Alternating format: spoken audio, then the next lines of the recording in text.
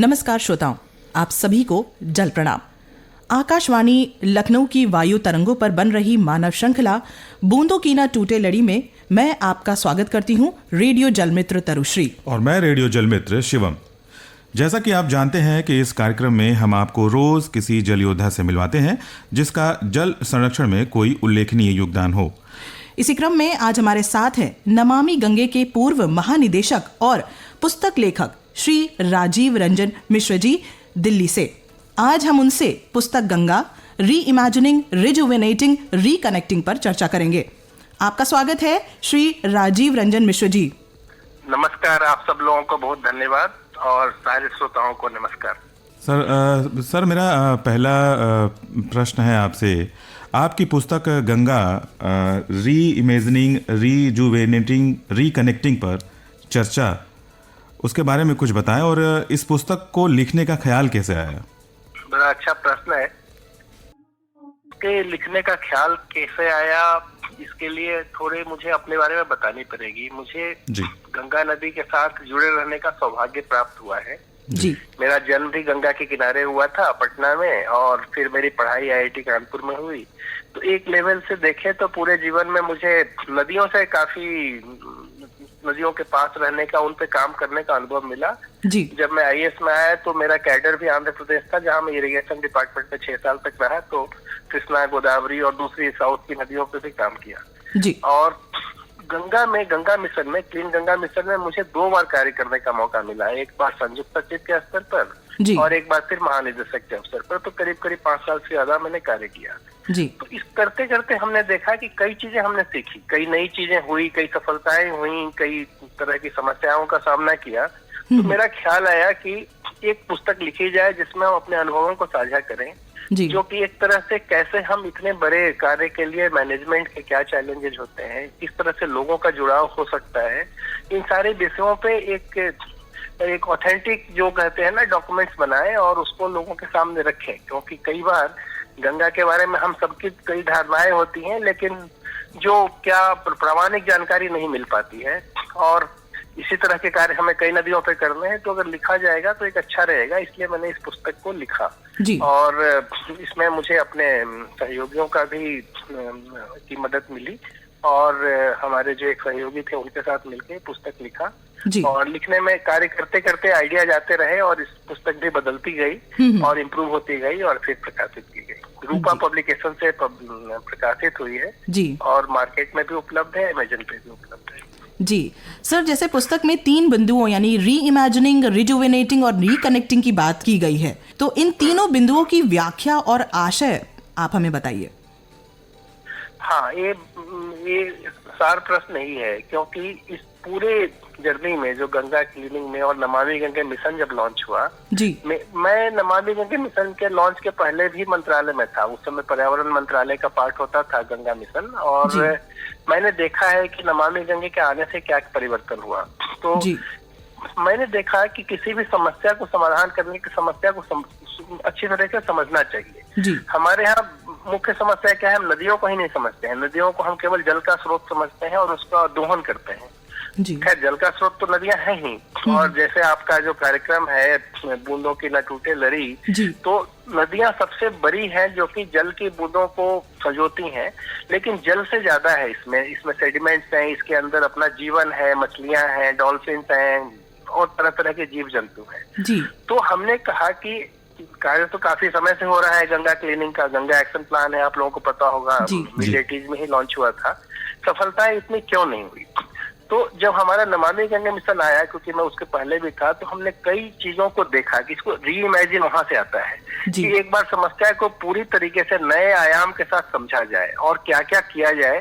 तो हमने नदियों को समझने की कोशिश की और उसमें केवल क्लीनिंग ही नहीं है, पूरे उसकी इकोलॉजी है और उसमें जो फ्लो है, प्रवाह है, अविरलता और निर्मलता दोनों को कैसे संजोया जाए, इसके ऊपर समझा गया।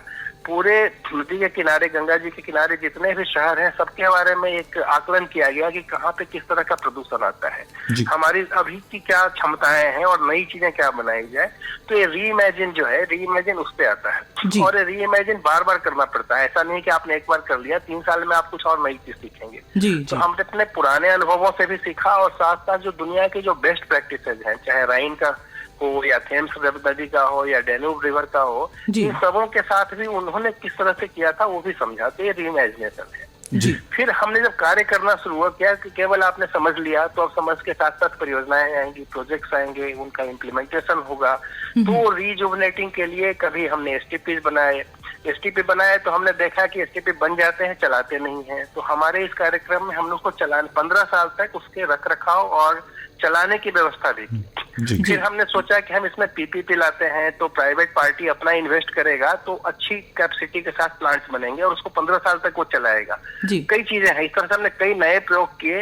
इंडस्ट्री को किस तरह से मॉनिटर किया जाए, उनको किस तरह से सपोर्ट दिया जाए, इस तरह की कई चीजें हुई। फिर हमने एक और अच्छी चीज क्या की, हमने इसमें प्रदूषण के साथ साथ इकोलॉजी पे काम किया। जो जैव विविधता है उसको कैसे बढ़ाएं, फ्लो कम कैसे हो रहा है, फ्लो तो कम करने वाले हम ही हैं, तो उस फ्लो को किस तरह से बढ़ाया जाए, मिनिमम कितना फ्लो होना चाहिए। जैसे हमारे शरीर में रक्त खोल तभी तो हम काम करते हैं, और नदियों में कम से कम कुछ तो जल रहेगा जिसको हम इन्वायरमेंटल फ्लो करते हैं। इस पे कार्य किया।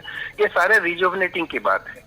अब आप सोचे कि इस जैसे आपने कानपुर में सीसामो नाला, इतना बड़ा नाला था, 2019 का कुंभ था, जब हम इसमें सफल हुए इन सबों को कंट्रोल करने में, तो एक विश्वास भी आया लोगों में कि यस कुछ हो सकता है, और हम उस विश्वास के साथ आगे बढ़ते गए। रिकनेक्टिंग आता है कि इन सारे कार्यों को करेगा कौन, क्या केवल सरकार का कार्य है, सरकार कर भी नहीं पाएगी। तो हमने जिला स्तर से लेकर के जितने भी स्वयंसेवी संस्थान हैं, वॉलंटियर्स तैयार किए, एक्टिविटीज लाई, तो वो रिकनेक्टिंग है। तो आप किसी भी समस्या को रीइमेजिन करें, अच्छी तरह से समझें, कम्प्रिहेंसिव तरीके से कार्य करें, रिजुवनेटिंग है। फिर लोग कनेक्ट करें, क्योंकि कौन कार्य कौन करेगा ये भी क्लियर होना चाहिए, और फिर इस चीज को रिपीट करते जाए।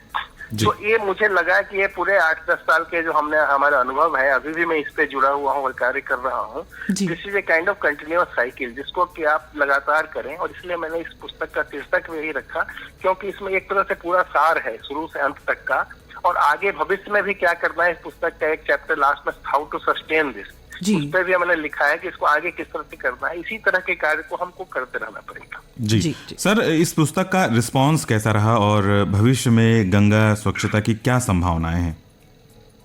देखिए, रिस्पांस तो अच्छा रहा, और मुख्य तौर पे जो रिसर्चर्स हैं या जो मैनेजमेंट के स्टूडेंट्स हैं, रिसर्चर्स हैं, स्टूडेंट्स हैं, उन्होंने, यूनिवर्सिटीज हैं, इन जगहों पे इसके बारे में काफी डिमांड रहा। और कई ऐसे कॉर्नर से भी मुझे रिस्पांस आया जहां मैंने नहीं सोचा था कि इन लोगों ने भी किताब पढ़ी होगी, बट उन्होंने भी पढ़ा और लोग इससे जुड़ते हैं। एक तो ये है। आगे की जो परिस्थिति है, देखिए, किसी भी नदी का हेल्थ जो है ना, river health reflects the health of the society, civilisation.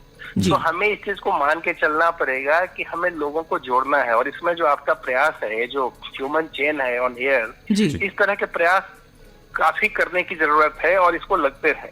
मैं आपको बताता हूँ, एक ही साल में जब हमने कार्य शुरू किया था 2013-14 से मैं जुड़ा हुआ हूँ, उस समय एक फीलिंग थी कुछ नहीं होगा, एक फीलिंग ऑफ एपैथी थी, मतलब शक था लोग, कुछ नहीं होने वाला है, 25-30 साल से चल रही है गंगा की।